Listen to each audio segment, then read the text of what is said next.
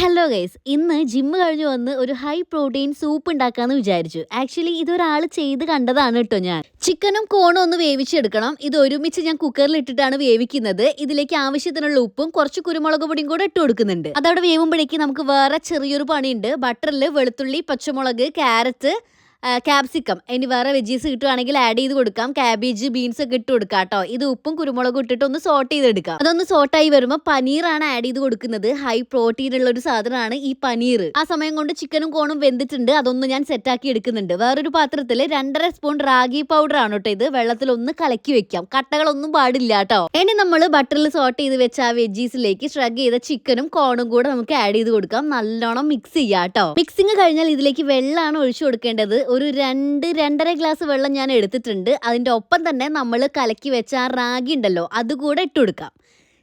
ഒഴിച്ചു കൊടുക്കാം. ഒന്നുകൂടെ യോജിപ്പിച്ച് ഉപ്പൊക്കെ പാകത്തിന് ഇട്ട് കൊടുക്കാം. ഹൈ ഫ്ലെയിമിൽ വെച്ച് റാഗിയൊക്കെ വെന്ത് കുറുകി വരുന്ന സമയത്ത് മല്ലിയിലും അവസാനമായിട്ട് ഒരു നാരങ്ങയുടെ പകുതി കൂടെ സ്ക്യൂസ് ചെയ്ത് ഇട്ട് കൊടുക്കാം.